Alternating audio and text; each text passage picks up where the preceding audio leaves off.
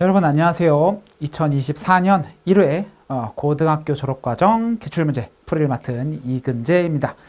자, 여러분들 문제 한번 훑어보셨나요?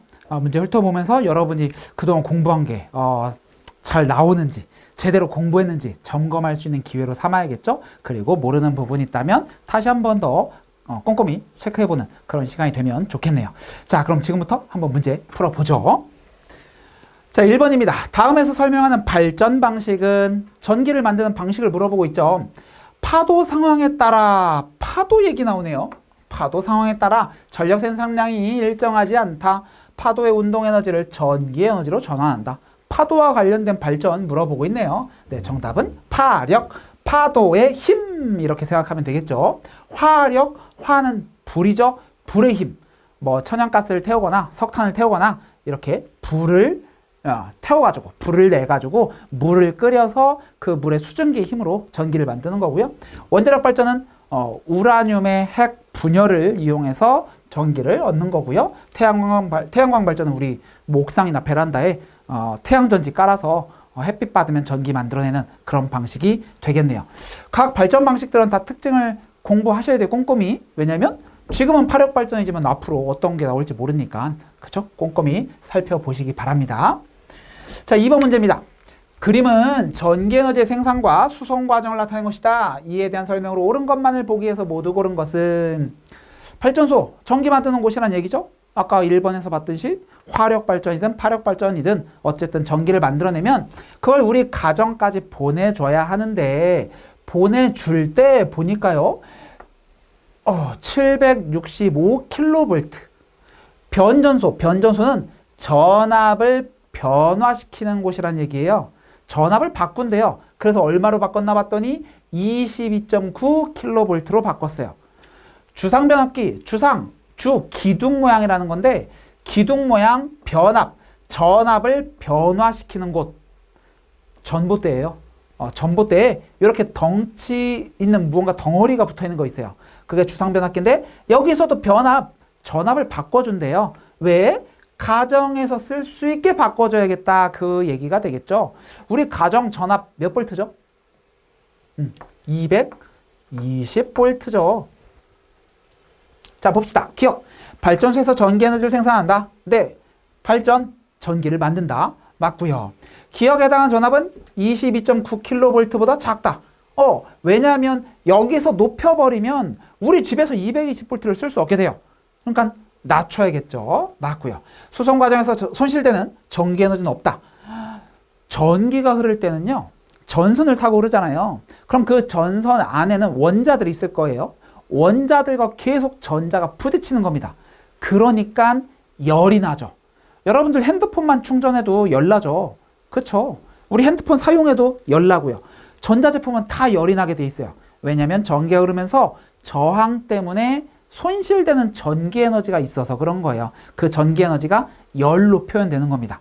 그래서 전기 에너지 손실되는 거 있어요. 그래서 답은 기억, 니은 이렇게 답을 구해주시면 되겠습니다. 다음 3번. 표는 같은 직선상에서 운동하는 물체 AD의 처음 운동량과 나중 운동량을 나타낸 것이다. 물체 AD 중 받은 충격량의 크기가 가장 큰 것은 충격량 물어보고 있습니다. 지금 우리가 충격량이라고 하는 게 무엇이냐면 충격량은 운동량의 변화량이에요. 충격량은 운동량의 변화량이다. 변화된 양은 우리가 어떻게 계산하죠? 1이 5가 됐어요. 그럼 얼마 변했어요? 1이 5가 돼서 4가 변했네? 어떻게 계산했죠? 5 빼기 1. 그러니까 나중 운동 빼기 처음 운동하면 그게 바로 운동량의 변화량이에요. 즉 나중 운동량에서 처음 운동량 빼면 그 차이가 바로 충격량이 되는 겁니다. 그럼 둘의 차이. 5 빼기 2는 3, 7 빼기 3은 4, 8 빼기 3은 5죠. 10 빼기 4는 6이네요. 그래서 충격량의 크기가 가장 큰 것은 D6. 이렇게 계산해 주면 되겠죠. 운동량의 변화량이 충격량이다. 잘 기억해 두시고요. 여기서 더 꼼꼼히 생각하면 운동량은 질량 곱하기 속도, 충격량은 충격력 곱하기 충돌시간. 그래서 내가 덜 아프고 싶어요? 그럼 충돌시간을 늘려서 충격력을 줄인다. 뭐 그런 예들이 있었죠. 뭐 공을 받을 때 이렇게 포수가 공 받을 때 뒤로 하면서 받는다. 그렇죠? 그런 것들.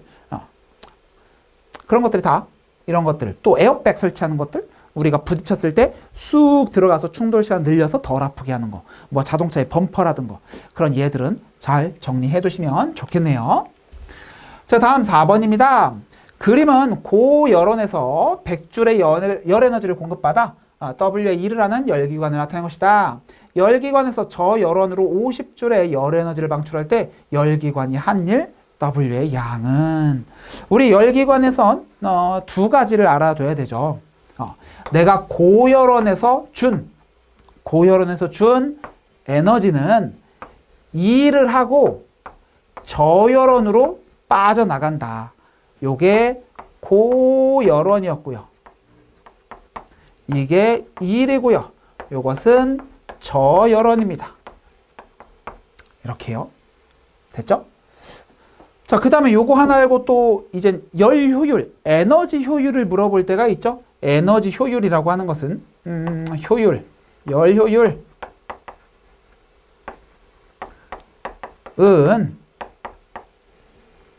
내가 준 에너지 Q1 고열원분에 내가 한 일이 얼마니? W 곱하기 100을 하면 이젠 퍼센트로 표현이 되게 됩니다. 이렇게 두 가지는 기억해 두시고 계셔야겠죠. 자, 근데 지금은 효율 물어보는 게 아니라 그냥 W 찾는 문제예요. 이거는 그냥 기억해서 지우고, 기억해서 지우면 안 되죠. 다른 문제에서 풀어야 되니까. 자, 여기에서는 요것만 알면 되겠네요. 내가 준 열로 일하고 남는 게 있을 거야. 이런 얘기네요. 내가 준 열이 얼마예요? 100줄에 열을 줬어요. 그랬더니 빠져나간 열이 50줄이래요. 그러면 100줄에서 50줄이 빠져나가면 나머지를 가지고 일했다는 얘기죠. 나머지 얼마겠어요? 50이 되겠죠. 50줄. 그래서 답은 3번 이렇게 풀어주시면 되겠습니다. 어쨌든 이 세 개 중에 하나를 비우면 우리는 찾아낼 수 있는 거예요. 두 개만 알면 나머지 하나는 자동으로 찾을 수가 있는 겁니다. 그럼 자동으로 또 열 효율도 계산할 수 있는 거고요. 다음 5번입니다. 다음은 태양 내부에서 일어나는 반응에 대한 설명이다. 기역에 해당하는 원소. 태양 내부에서 일어나는 일이래요. 고온 고압인 태양에서 수소 원자핵이 융합하여 기역 원자핵이 생성되는 동안 줄어든 질량이 에너지로 전환된다. 수소 원자핵이 융합하여 이것이 만들어진대요. 수소가 이것으로 바뀐대요. 4개가 헬륨으로 바뀝니다. 이렇게. 그래서 우리는 이것을 수소 핵 융합 반응이라고 하죠. 이때 나오는 에너지로 빛이 나는 겁니다. 어마어마한 양의 빛이 나는 거예요. 그래서 답은 헬륨 이렇게 풀어주셔야 돼요. 우리 이런 별, 수소 핵융합 반응을 하는 별을 뭐라고 하죠? 주계열성이라고 하죠. 또 헬륨이 이젠 다시 또 핵융합을 해서 탄소나 산소 만들어요. 그런 건 헬륨 핵융합 반응 이렇게 얘기하죠. 그런 것들은 또 기억을 해두시면 좋겠네요. 자, 6번입니다. 그림은 자유낙하는 물체의 위치를 일정한 시간 간격으로 나타낸 것이다. AD 지점 중 물체의 속도가 가장 빠른 지점은, 우리 물건을 떨어뜨리면 속도가 어떻게 돼요? 점점 빨라지죠. 떨어뜨리면 점점 빨라져요. 근데 얼마나 빨라지냐면 중력가 속도가 10m/s 제곱이다. 이게 무슨 뜻이냐면 이게 만약에 1초 지났고요. 이게 2초, 이게 3초, 이게 4초면 1초 지났을 때 속도가 10m/s. 2초 지나면 10만큼 늘어난다는 얘기예요. 20m/s. 또 1초 지났으니까 또 10 늘어서 30. 얘는 40. 그 얘기입니다.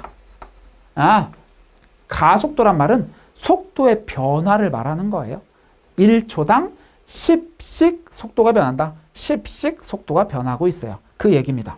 그래서 답은 당연히 4번. 떨어질수록 빠르니까요.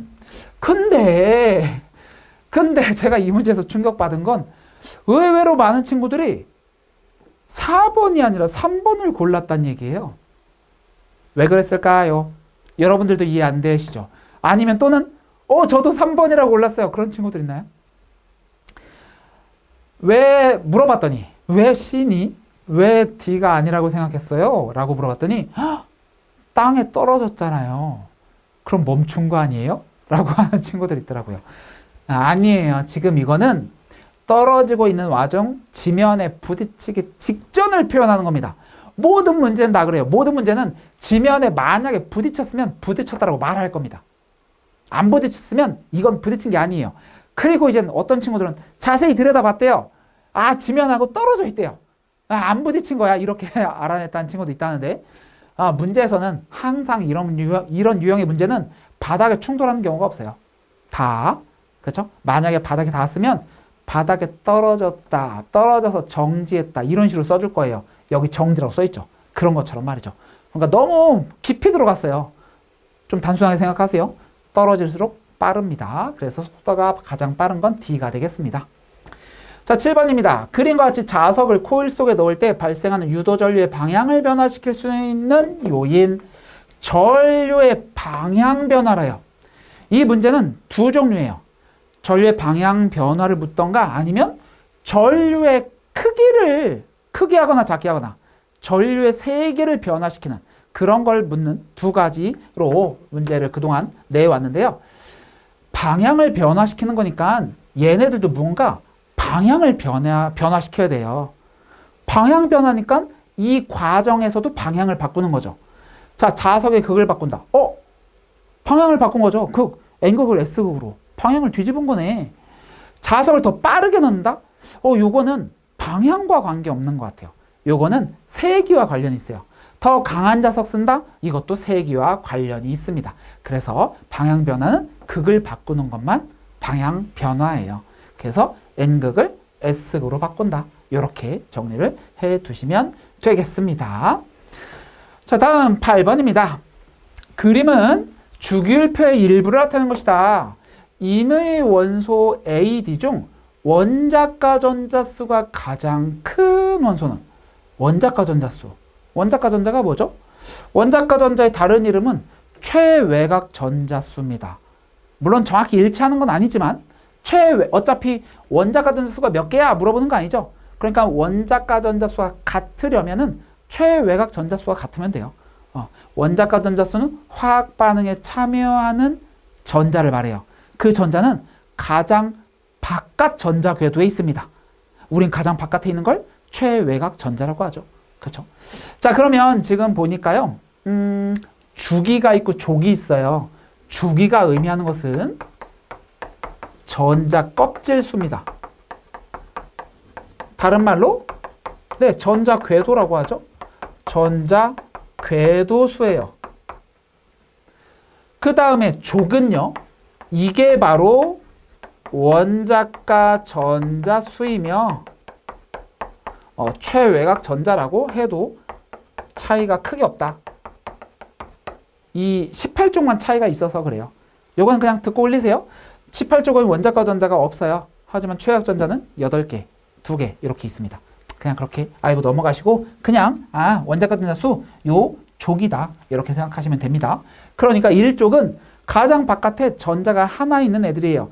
A 같은 애들은 주기가 2죠. 그러니까 전자 궤도가 이렇게 2개가 그려지고 1족이죠. 가장 바깥에 전자 하나 있는 이런 상태예요. 여러분이 공부 열심히 했으면 A가 누군지 알죠? A, 리튬이죠. 그렇죠? C는 나트륨이죠. 나트륨은 전자 궤도가 3개네요. 전자 껍질 3개 그리고 가장 바깥에 전자 하나 있는 이런 상태예요. 그래서 얘는 원자가 전자가 1개. 얘는 그럼 16개냐? 그건 아니에요. 왜냐면 이 주기율표에 3부터 12까지는 건너뜁니다. 걔는 4주기 붙어 있거든요. 그러다 보니까 이건 16이 아니라 6이에요. 얘는 6개. 얘는 7개. 이렇게 되는 거거든요. 근데 우리는 뭐 개수 찾는 거 아니고 그냥 원자가 전자수가 가장 큰 거 누구야? 이쪽으로 갈수록 많겠죠. 그래서 D 이렇게 구하시면 되겠네요. 또는 그동안에는 원자가 전자수가 같은 애들이 누구게? 이런 식으로도 물어봤죠. 그러면 A, C가 짝꿍이 되겠죠. 또는 뭐 전자 껍질 수가 똑같은 애가 누구게? 그러면 A, B가 전자 껍질 같고 C, D도 전자 껍질 같고 이렇게 풀면 되겠습니다. 다음 9번입니다. 그림은 나트륨 이온의 생성 과정을 모형으로 나타낸 것이다. 나트륨 원자가 잃은 전자의 개수는 나트륨 원자가 나트륨 이온이 됐어요. 근데 전자를 잃어버렸대요. 그럼 전자가 사라졌다는 얘기죠. 그럼 전자를 몇 개나 잃어버렸는데 세면 되죠. 세면. 몇 개 이거? 11개입니다. 저는 한눈에 어떻게 11개인 걸 알았을까요? 여기에 이렇게 써있죠. 이거는 양성자가 11개 있다는 얘기예요. 원자는 중성이기 때문에 플러스와 마이너스 개수가 같아야 합니다. 그럼 플러스가 11개니까 전자도 당연히 11개예요. 나트륨은 첫 번째 궤도에 2개, 두 번째 궤도에 8개, 세 번째 궤도에 1개. 그래서 3주기 1족 알칼리 금속이죠. 자, 여기 와 보시면 첫 번째 껍질에 2개, 두 번째 껍질에 8개, 세 번째 껍질이 사라졌어요. 왜냐하면 얘네는 안정해지기 위해서는 마지막 궤도에 전자를 가득 채워야 돼요. 그럼 얘들은 빈자리가 7개나 있어요. 그럼 전자를 7개를 뺏어와서 가득 채우느니 차라리 요 하나를 갖다 버리겠다 그겁니다. 그래서 하나를 잃어버려서 나트륨 이온 플러스로 쓰여있죠. 하나 잃어버렸다는 뜻이에요. 만약에 2개 잃어버렸으면 2 플러스. 그래서 마그네슘 같은 경우는 2 플러스가 됩니다. 2개 잃어버려서. 알루미늄은 3 플러스 이렇게 되는 거예요. 그래서 얘네가 잃어버린 전자의 개수는 1개. 이건 그냥 세면 되죠. 전자 개수 세서 몇 개 사라졌지? 하면 알 수 있어요. 또는 플러스네? 1개 잃어버렸구나. 이렇게 여러 가지 방식으로 답을 찾을 수 있었습니다. 10번 다음에서 설명하는 화학결합에 의해 형성된 물질은 금속과 비금속 원소 사이에 형성된다. 벌써 답이 나와야 돼요. 외우셔야 되죠. 금속과 비금속의 사이의 결합. 그것을 우리는 이온 결합이라고 하죠. 자, 양이온과 음이온의 정전기적 인력에 의해 형성된다. 이온이라고 이렇게 알려주네. 이온 결합. 자, 1번은 구리, 산소, 염화나트륨. 여러분, 금속, 비금속. 금속은 열과 전기 잘 통하죠. 그렇죠? 광택이 나고요. 은 금속이죠. 구리 금속이죠. 이게 전선이잖아요. 은은 구리보다 더 좋은 전선이에요. 왜냐면 저항이 적어지거든요. 저항이 작아요. 그러니까 전기 에너지 손실이 작아요. 그러면 우리 아까 변전소에서 전압 보내줄 때 막 전기 에너지 손실된다고 했잖아요. 그럼 그 전선을 은으로 만들면 좋아요. 그럼 손실되는 게 적을 거예요. 열이 덜 나거든요. 근데 왜 은으로 안 해요? 필수하니까요. 그죠? 그럴 뿐이에요. 전기 잘 통하네. 얘네들 금속이고요. 산소. 그냥 딱 봐도 비금속. 전기 안 통하죠. 염화나트륨. 나트륨이 금속이고요. 염소가 비금속이에요. 결합되어 있죠. 그쵸? 그러니까 답은 4번. 산소는요. 산소는 여러분들이 공부 많이 하면 알겠죠. 비금속과 비금속. O2잖아요. 산소랑 산소가 지금 결합되어 있는 형태인 거예요. 얘들은 공유결합입니다. 비금속과 비금속 사이의 결합. 조금 더 자세히 해보면요. 공유결합까지 공부하는 거예요. 산소 같은 애들은 산소는 2죽이고요. 16족이에요. 전자가 2개, 하나, 둘, 셋, 넷, 다섯, 여섯 이렇게 있습니다. 산소 8번이거든요. 양성자가 8개, 전자 8개 있는 애예요. 2주기 16족입니다. 그럼 여기 빈자리 몇 개예요? 빈자리가 가장 바깥에 8개를 채워야 되는데 6개밖에 없어요. 2개가 빈자리예요. 그래서 얘들은 2개가 필요해요, 전자가. 근데 마침 옆에 또 산소가 있네. 또 마침 산소가 있었던 거예요. 2개, 하나, 둘, 셋, 넷, 다섯, 여섯. 얘도 빈자리가 2곳이 있어요. 그러니까 얘도 2개를 필요로 해요. 그러면 얘가 2개를 얻어오면 좋겠는데 얘도 2개를 필요로 하는 애니까 야, 그럼 우리 주고받고 하지 말고 공유하자. 같이 쓰자 생각을 한 거예요. 같이 쓰자. 어떻게? 요렇게 말이죠.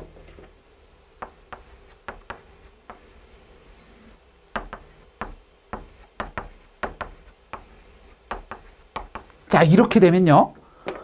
뭐 그림에선 얘를 겹쳐서 그려줍니다. 저는 그냥 구별하기 위해서 이렇게 그렸는데 얘 입장에선 하나, 둘, 셋, 넷, 다섯, 여섯, 자기 거 6개에다가 이 옆에 있는 애까지 가져가는 겁니다. 이렇게. 그래서 8개를 채워요. 얘 입장에서도 자기 거 6개에다가 요 옆에 있는 2개를 같이 가져가요. 요렇게요.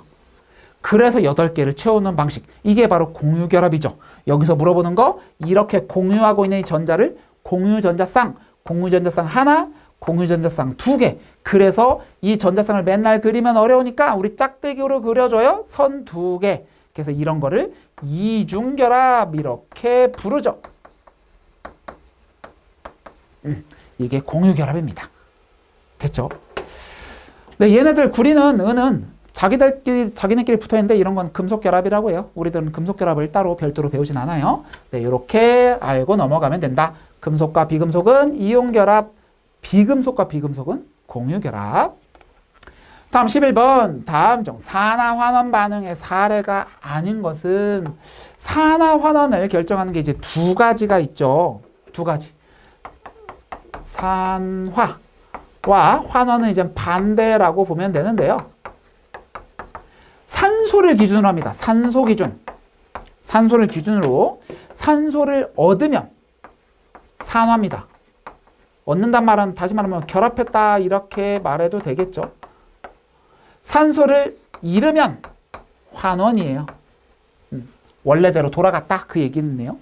자, 그 다음에 이 산소 말고 다른 거 기준으로 뭘 기준으로 하냐면 전자를 기준으로 하기도 합니다. 그래서 전자를 잃어야 산화해요. 전자를 얻으면 환원입니다. 얘 위랑 반대죠. 그쵸? 산소는 얻어야 산화인데 전자는 잃어야 환원이에요. 잃어야 산화예요. 조금 헷갈릴 수 있어요. 그래서 요거 정리해 두시고요. 자, 산화 반응 사례가 아닌 것, 도시가스를 연소시킨다. 연소가 뭐예요? 불 지르는 거죠. 불 지르려면 뭐가 필요해요? 산소 필요하죠. 이거 산화. 철이 공기 중에서 붉게 녹슨다. 철이 왜 녹슬까요? 공기 중에 산소와 반응해서 산화철이라고 하는 게 되는 겁니다. 그걸 우린 녹슬었다라고 표현해요. 산소랑 결합했네? 산화. 3번 산성화된 토양에 석회가를 뿌린다. 산성이네요. 석회가루는 염기성입니다. 산성과 염기성을 서로 섞으면 중화 반응이라고 하는 게 되죠. 중성으로 만들어주는 반응, 중화 반응. 그러니까 얘는 산화하는 반응이 아니겠네요. 사고를 깎아놓으면 산소와 반응하여 산소와 반응한다고 대놓고 써줬죠. 산화 되겠습니다. 이렇게 산화하는 반응 알아봤습니다. 다음 12번입니다. 그림은 물건 염산과 물건 황산의 이온화된 모습을 나타낸 것이다. 두 수용에게 공통적으로 존재하는 기역에 해당하는 이온이 누구냐. 공통적으로 존재하는 이온이래요. 뭐 나눠보죠. 물건 염산이래요. HCl. HCl이 이온화가 됐다는 건 이온으로 쪼개졌다는 얘기죠. 수소, 양이온, 염화, 이온, 음이온 이렇게 쪼개지겠고요. 그 다음에 얘는 황산이네요. H2SO4. 자, 얘가 이온이 되면 수소 이온과 황산 이온으로 이렇게 쪼개집니다. 그래서 공통이 누구예요? 얘가 공통이다. 플러스 백 이렇게 공통 이온이 되겠습니다. 자, 이렇게 공통 이온 수소 이온이에요. 수소 이온을 내놓는 물질을 우린 뭐라고 하죠? 이런 애들을 우리는 산이라고 하죠. 산, 수용액에서 수소 이온을 내놓는다. 그래서 염산, 황산이라고 부릅니다. 공통적으로 존재하는 것은 수소 이온 2번 이렇게 찾아주시면 되겠죠. 당연히 염화 이온은 얘밖에 없어요. 요게 염화 이온이겠네요. 황산 이온은 얘밖에 없어요. 당연히 얘겠죠. 산화 이온은 애시당초 여기엔 O가 없어요. 그렇죠. 그러니까 산화 이온도 고르면 안 되겠죠. 그래서 공통 그냥 알파벳만 보고 공통을 찾아도 돼요. H, H, H구나. 이렇게 찾아도 문제는 풀 수 있습니다. 다음 13번입니다. 그림은 단위체의 결합으로 물질 A가 만들어지는 과정을 나타내는 것입니다. A에 해당하는 물질은 무엇이냐? 아미노산 아미노산 누구의 단위체죠? 단백질, 그렇죠? 그래서 아미노산이 결합해요. 우린 그런 걸 펩타이드 결합이라고 부르고, 그래서 펩타이드가 여러 개란 뜻이에요. 폴리는. 우리 옷들 대부분 폴리에스테르거든요. 에스테르가 여러 가지. 폴리에틸렌, 에틸렌이 여러 가지. 폴리라는 말은 그 뜻이에요. 여러 개란 뜻입니다. 펩타이드 결합이 여러 개예요. 우린 그런 것을 이제 단백질이라고 부르죠. 핵산, DNA, RNA. DNA의 기본 단위체 뭐죠? 뉴클레오타이드, 인산당염기. 그리고 포도당은 탄수화물의 단위체가 되겠죠. 그리고 글리코젠은 다당류, 그러니까 녹말 같은 거예요. 우리 몸에 저장해둘 때 여러분이 밥을 많이 먹었어요. 그럼 다 포도당으로 바꿨죠. 그 포도당이 너무 많아. 그러면은 인슐린이 나와서 그것을 간에다가 그 남는 포도당을 저장해둬요. 저장해둘 때 덩어리로 만들거든요. 글리코젠이라는 덩어리로 만들어서 몸에다 저장해두는 것이 되겠습니다. 네, 이렇게 풀어봤고요. 다음 14번. 그림은 서로 다른 지역에 서식하는 여우의 형태를 나타낸 것이다. 이런 여우의 형태 차이에 영향을 주는 환경 요인. 외모가 달라졌어요. 그래서 북극에 사는 친구, 사막에 사는 친구. 북극 사는 친구의 특징은 덩치가 커요. 그리고 귀가 작아요. 근데 사막 여우 특징은 빼빼 말랐어요. 그리고 귀가 커요. 왜? 사막은 덥다 보니까 열을 마구마구 방출해야 돼요. 그래서 귀를 크게 해서 그 큰 귀로 열을 빼내겠다. 그거 얘기예요. 북극 여우는 열이 빠져나가면 안 돼. 그래서 덩치를 크게 만든 다음에 끝에 이제 우리 노출되는 부분도 다 작게 만들어져 있는 겁니다. 바로 북극과 사막이라는 기온 차이, 온도 차이 때문에 이런 일들이 벌어지는 겁니다. 물 같은 경우는 물이 모자란 애들, 물이 필요한 애들, 뭐 예를 들면 선인장 같은 애들은 잎을 가시로 만든다든지, 곤충 같은 애들은 우리 그 곤충 몸의 껍데기를 이제 비늘처럼 키틴젤 이런 걸로 반딱반딱하게 그런 걸로 둘러싸서 물이 날아가지 못하게 막는다든지 그런 것들이 되겠죠. 뭐 그런 것처럼 어떤 환경에 따라서 생물들의 모습은 변할 수 있다. 그 정도로 생각해 두시면 되겠네요. 다음 15번입니다. 다음은 안정된 생태계의 개체수, 피라미드에서 생태계 평형이 깨진 후 평형을 회복하는 과정의 일부를 설명한 것이다. 기역과 니은에 들어갈 말로 옳게 짝지어진 것은, 지금 얘가 1차 소비자잖아요. 그럼 그 밑에 있는 애들 뭐죠? 생산자죠. 식물이죠. 1차 소비자는 초식동물 되겠고요. 그 위에는 뭐 2차 소비자가 되겠죠. 근데 어떠한 이유로 1차 소비자가 왕창 늘었어요. 뭐 예를 들어서 우리 집에서 곤충을, 메뚜기를 애완용으로 키웠어요. 100만 마리를 키웠어요. 우리 집에 애완용 메뚜기가 100만 마리가 있는데 제가 마음이 변했어요. 이제 키우기 귀찮아졌어요. 그래서 메뚜기를 죽일 수도 없고 자연에 풀어줬습니다. 100만 마리를. 메뚜기가 나가 살아라. 그럼 100만 마리의 메뚜기가 밖을 나가겠죠. 그럼 걔네들이 뭐 해요? 먹고 살아야 되잖아요. 생산자를 뜯어 먹겠죠. 그렇죠? 그럼 식물이 어떻게 될까요? 생산자가 줄어들겠죠. 왜? 메뚜기가 다 뜯어 먹었으니까. 그래서 생산자가 이만했었는데 이렇게 쪼그라든 거예요. 메뚜기가 다 잡아먹어서. 그러니까 A의 개체수는 감소하게 되겠죠. 자, 근데 메뚜기가 많잖아요. 그럼 메뚜기 잡아먹는 애들 누구 있을까요? 메뚜기 잡아먹는 애들 참새라고 해볼까요? 참새 메뚜기 잡아먹나? 그럼 어떤 메뚜기를 잡아먹는 누군가가 있는데 메뚜기가 너무 많아. 야, 이게 웬일이야? 내가 먹을 게 너무 많아. 메뚜기 잡아먹자 하면 자기네들도 많아질 수밖에 없겠죠. 먹이가 많으니까요. 그러니까 얘들은 요만했던 애들이 이렇게 많아졌네요. B는 증가하게 됐죠. 네. 그래서 기역은 감소, 니은은 증가. 이렇게 풀면 되겠습니다. 그래서 이런 과정 되는데 가 과정을 넘어서게 되면 이제 메뚜기가 먹는 식물이 지금 줄어들었잖아요. 그럼 메뚜기 수가 어떻게 돼요? 이제 먹을 게 없어. 그러니까 메뚜기 수가 줄어들게 됩니다. 메뚜기 수가 줄어들면 생산자 수는 어떻게 돼요? 우리를 뜯어먹던 애들이 줄어들었다. 우리도 늘어나겠죠. 2차 소비자는 메뚜기가 줄었어? 에이, 나도 줄어들어야지. 나도 별로 먹을 게 없네. 나도 줄어들다. 그러면 결국은 다시 원위치가 되겠습니다. 이렇게 생태계는 원상태로 회복을 하게 됩니다. 네, 15번 이렇게 해결하면 되겠습니다. 다음 16번입니다. 다음은 생명 시스템 유지에 필요한 물질에 대한 설명이다. 기억에 해당하는 것은 만일 이것이 없다면 음식을 먹어도 영양소를 소화 흡수할 수 없다. 우리가 먹어도 소화가 불가능하대요. 자, 생명체는 물질대사라며 물질대사에는 이것이 관여한다. 우리 물질대사엔 동화작용, 이화작용이라고 하는 거 있잖아요. 동화작용은 저분자를 고분자로 합성하는 거, 에너지를 흡수하죠. 그렇죠? 광합성의 대표고. 그 다음에 이화작용은 고분자를 저분자로 분해하죠. 대표적인 게 세포호흡이 되겠고요. 그때는 에너지를 방출하는 발열 반응이죠.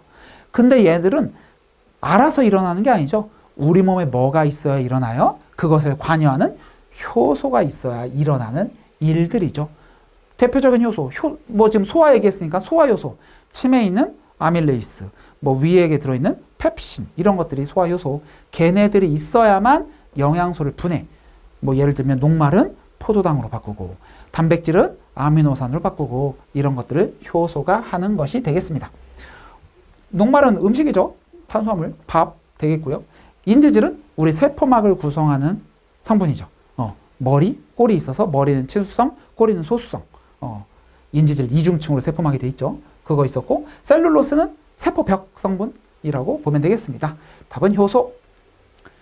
17번 그림은 DNA에서 RNA가 전사되는 과정을 나타낸 것이다. 기억에 해당하는 염기는, 우리 염기는 상보적 결합이라고 해서 짝꿍이 정해져 있었죠.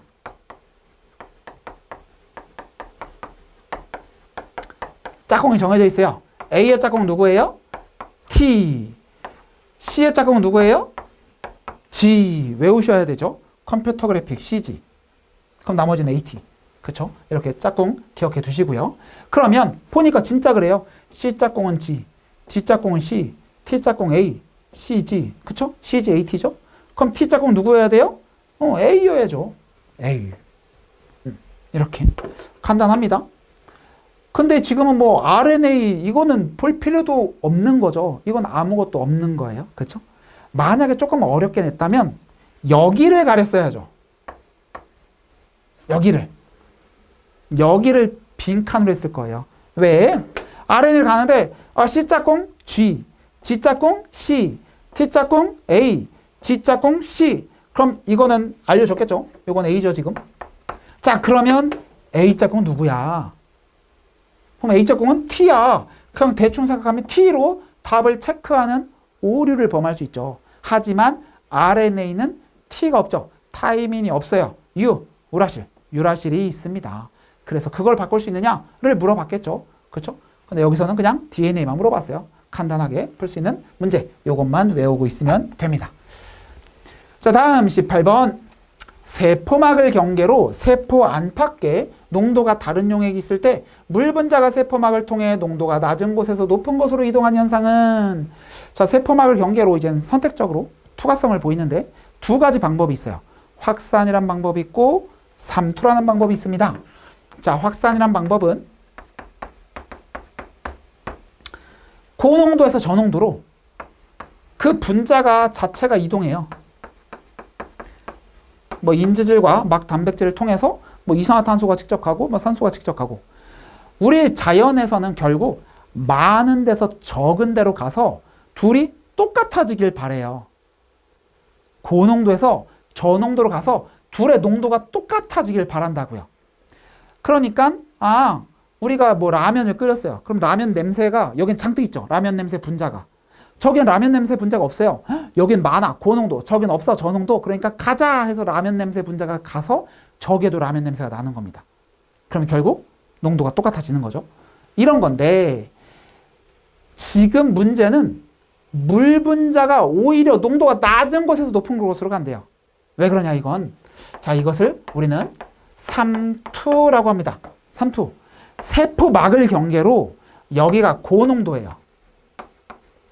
여기가 저농도예요. 자, 예를 들어 소금물을 예로 들어보죠. 소금물. 소금과 물을 섞어 놓은 거겠죠? 소금물. 여기도 소금물인데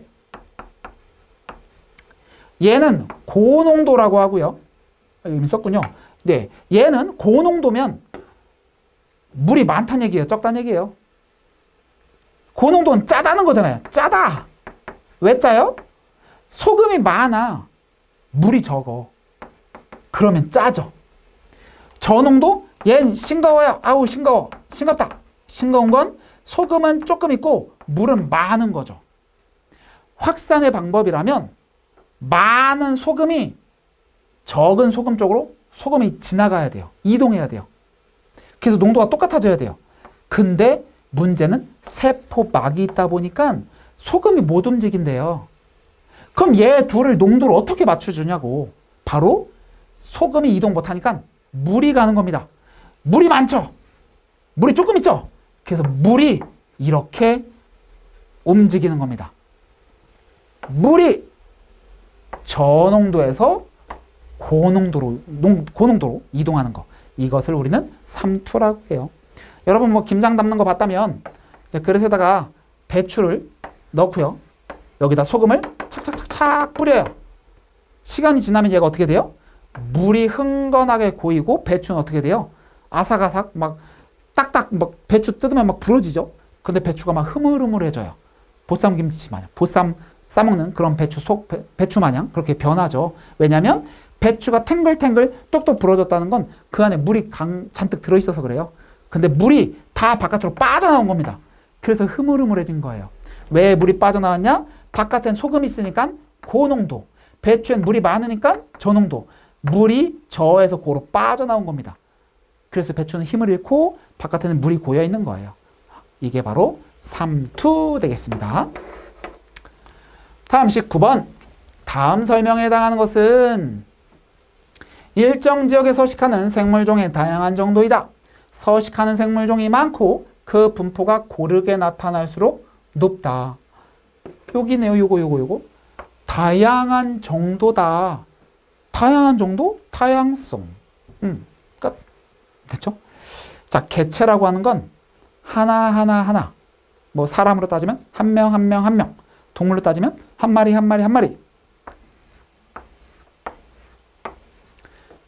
고양이에요. 고양이 한 마리, 고양이 두 마리, 고양이 세 마리, 고양이 네 마리. 개체입니다. 됐죠? 자, 이 고양이가 모여 있어요. 이런 것을 우리는 개체군이라고 하는 겁니다. 개체들의 모임이란 얘기고요.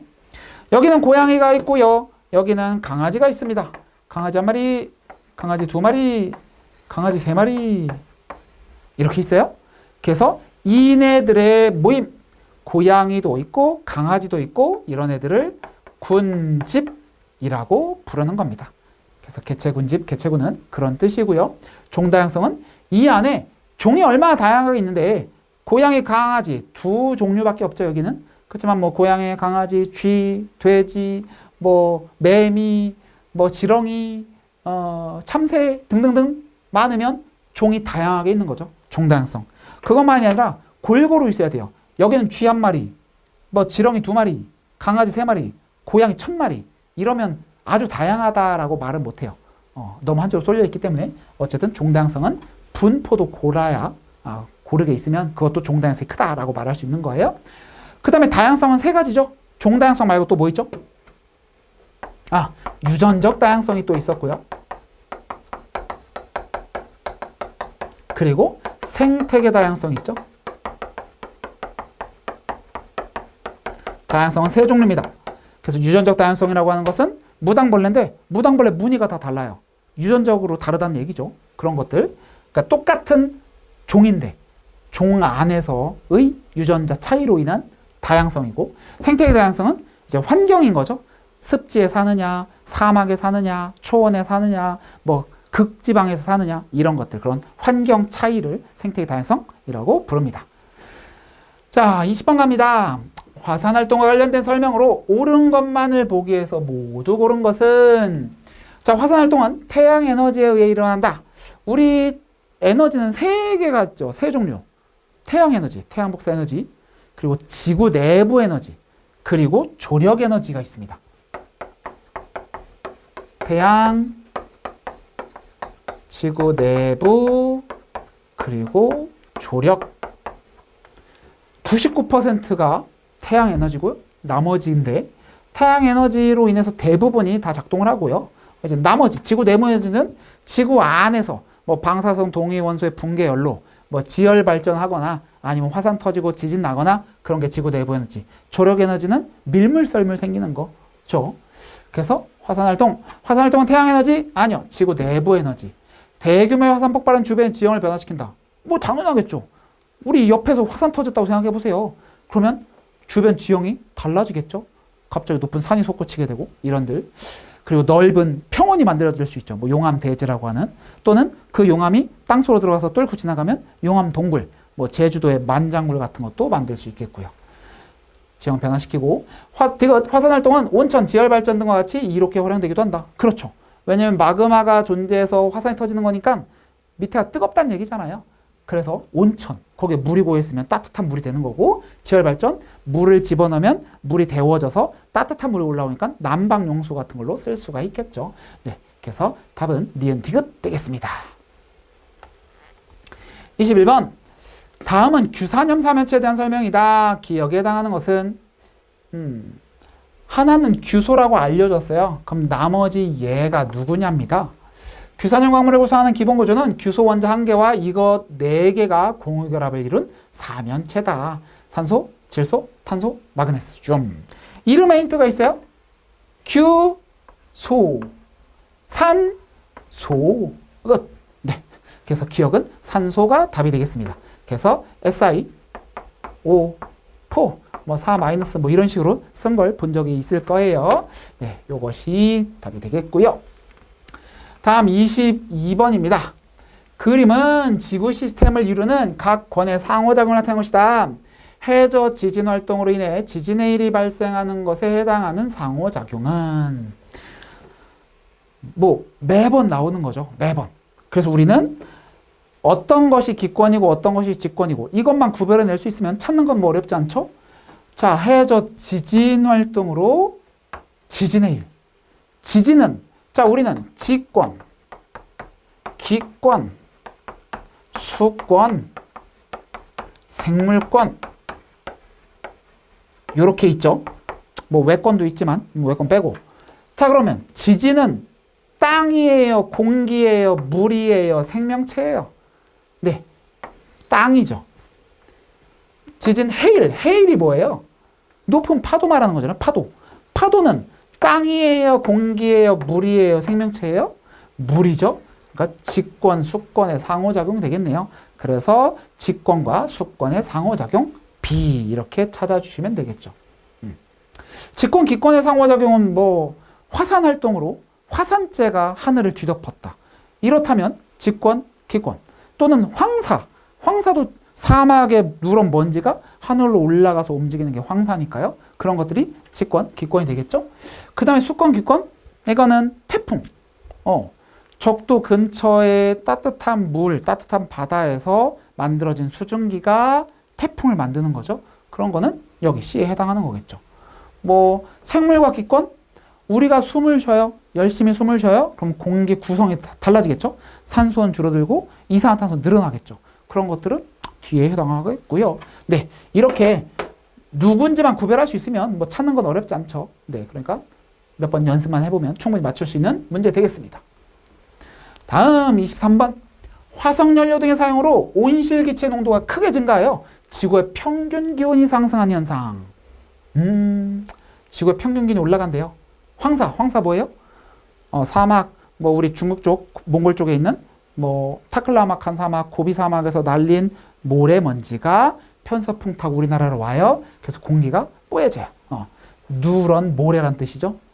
그래서 이걸 황사라고 하고요. 사막화, 과잉 경작, 논농사, 밭농사를 너무 열심히 하니까 땅이 힘을 잃어요. 영양분을 쪽쪽 빨아먹어서. 그래서 사막으로 변하는 거. 또는 과잉 경작 말고 방목, 이제 막 양이나 말, 뭐 낙타 키우는데 그냥 돌아다니면서 풀 다 뜯어먹게 만들고 이런 것들. 그렇게 되면 사막이 자꾸 늘어나는 겁니다. 엘니뇨는 뭐였어요? 무역풍이 약화가 돼서 서태평양 쪽이 맨날 비 오는 지역인데 비가 안 와요. 그리고 동태평양은 그냥 건조한 지방인데 비가 많이 오네. 요런 게 엘니뇨였고요. 그 다음에 지구온난화, 지구가 온난해진다, 따뜻해진다는 거죠. 네, 그래서 평균기온이 상승입니다. 바로 CO2, 이산화탄소가 많이 발생하게 만들었기 때문에 우리 인간들이, 그래서 이런 현상들 지구온난화였습니다. 다음 24번. 그림은 판의 이동과 멘틀대로를 나타낸 것이다. AD 중 발산형 경계. 우리 경계에는 세 가지가 있죠. 발산형.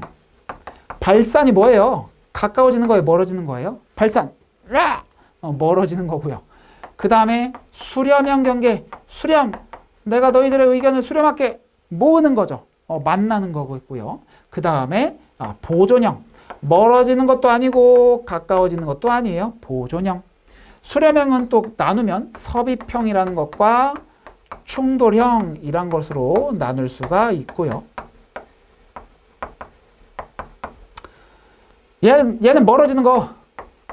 얘는 만나는데 하나가 밀도가 커서 아래로 이렇게 파고 들어가는 겁니다. 그게 섭입형이고요.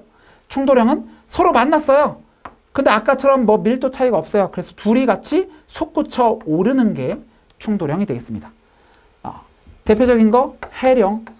바다 밑에 있는 봉우리. 뭐 대관령, 미시령, 한계령. 령은 봉우리란 뜻이에요. 그래서 이렇게 바다 밑에 봉우리를 만든 게 해령. 서로 지금 어떻고 있어요? 멀어지고 있죠. 요게 발산형 경계 되겠고요. 그 다음에 섭입형. 아래로 파고 들어가요. 해구적. 구는 도랑이란 뜻이에요. 바다에 있는 도랑 또는 바다에 있는 구탱이 생각하면 되죠. 바다 구석. 그러니까 하나가 밑으로 파고 들어가요. 여기가 해구겠네요. 그 다음에 충돌형은 둘이 만나서 솟구쳐 올라왔어요. 둘이 만나서 솟구쳐 올라온 게 여기서는 표현이 안 돼 있습니다. 히말라야 산맥 같은 경우, 그러니까 여기 대륙판 하나 더 그려가지고 하나가 만나서 이렇게 솟구쳐 오른 산맥, 뾰족한 산맥을 만드는 거고요. 습곡산맥이라고 하죠. 습곡산맥 이런 게 있겠고요. 그 다음에 보존형 경계, 서로 비비는 겁니다. 서로 다른 방향으로 가서 비비는 거예요. 우리 이런 게 변환단층이라고 하는 게 있는데요. 그림상에서 보면 여기 B를 보시면 얘는 오른쪽으로 가요. 근데 얘는 왼쪽으로 가요. 서로 비비죠. 그러니까 만나는 것도 아니고 멀어지는 것도 아니고, 네, 변환단층 되겠습니다. 그래서 발산형은 멀어져요. 여기도 멀어지네. 그쵸? 여기는 만나는 거. 그쵸? 여기는, 네, 보존형 관계. 여기도 안으로 파고 들어가는 거니까 이것도 만나는 거, 이렇게 보면 되겠죠? 그래서 답은 C. 이렇게 풀 수 있겠습니다. 이건 좀 간단하죠? 발산형의 뜻만 알면 화살표 풀 수 있는 문제 되겠습니다. 자, 이제 마지막 25번입니다. 그림은 지질세 동안 생물 과해수 변화와 대멸종 시기를 나타낸 것이다. A에서 멸종한 생물은 과해수, 여러분 종속, 과목, 강문계라는 게 있었죠.